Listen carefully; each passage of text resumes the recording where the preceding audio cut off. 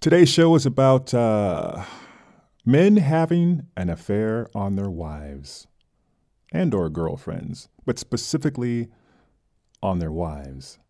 Now, I hope women are listening. And guys, if you do agree with this, what I'm about to say, please leave your comments. All right. Women, if you do not want your husband fooling around behind your back, getting it on the side, on the under, creeping, here's what you need to do. I'm going to give you maybe 4 steps, 4 tips, 4 surefire ways to ensure that this does not happen to you. First thing is you have to understand men, okay, how we actually operate. When a man comes home from work, he doesn't want to hear any talking. He doesn't want to. He wants to be able to step into his household before you explain what happened during your day. Believe me, we'd like to hear it. We just don't want to hear it the moment we walk in the door. This means complaining about something that's happened, or maybe a chore that we didn't do the way you wanted it, whatever it is. Because for us, what's happening is we feel you are nagging. Okay? I know that women want to communicate. I know that they want to express themselves, but men are different. We have to at least step in the door, sit ourselves down, decompress from whatever it is that we went through that day, and just let us, basically no talking for like an hour. I'm not trying to be funny, but just don't talk. And that's real talk. That's guy talk, guy speak. We just want silence, pretty much. But we will talk to you. Trust me. Trust me. We will open up to you. We just don't want to do it the second we walk into the door. So take a breather and let us just calm down from our own day before you start. The second thing is sex. Sex, sex, sex, sex. Okay, ladies, especially you married wives of 5 years and more, further than that, of course.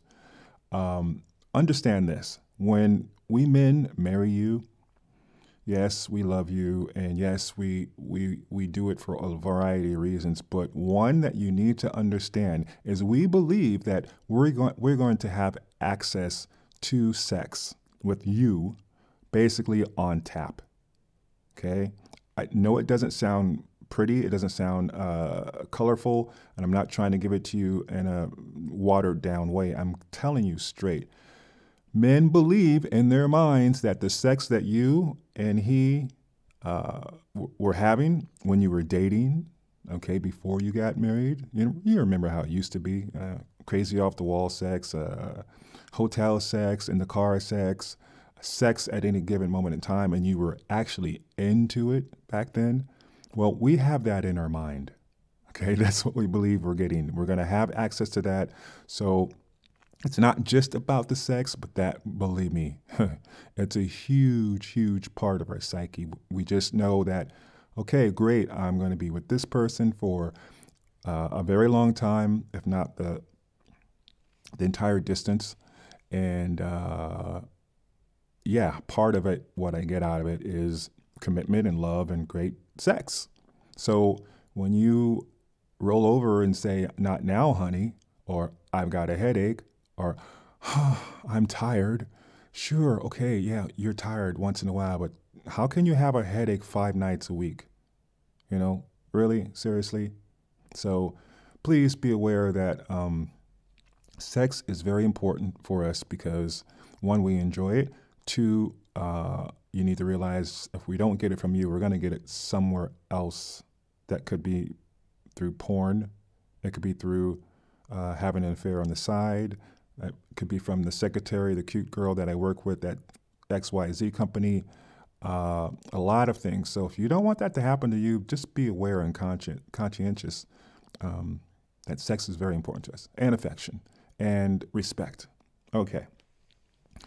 A third thing I'd like to point out is, what the hell is wrong with cooking once in a while at the very least? I know the feminist movement kind of screwed your head on wrong, telling you that it's you're being degraded if you're in the kitchen, barefoot and all that stuff, pregnant, of course. Okay. The pregnant and barefoot part goes a little too far, but cooking, it's a huge part of nurturing and taking care of your man, pretty much, because he's going to take care of you in return. You give him sex, you give a man sex, you provide a hot meal, okay? Give him a sense of respect, and you treat him how you would like to be treated yourself. This guy is going to be money, baby. Money, money, money. He's going to be happy. He ain't going to be looking nowhere else. He ain't going to be doing nothing else. He's not supposed to. He's going to come straight home to you because he knows he gets the good stuff at home. So if you don't want your man to stray, you don't want him to have an affair, you don't want to have your heart broken or you have a bombshell dropped on you because he's doing something behind your back, these two things, cooking for him, providing substance, and providing sex rather frequently, and I don't mean like 10 times a day, but like 9 times a day. But I'm kidding. You know, ladies, 4 or 5 times a week will do, but not this twice a month, once every, century kind of thing, because we're going to get blue balls and we're going to be looking somewhere else. We'll be frustrated, and that will be the end of the marriage as you understand it. Okay, moving on.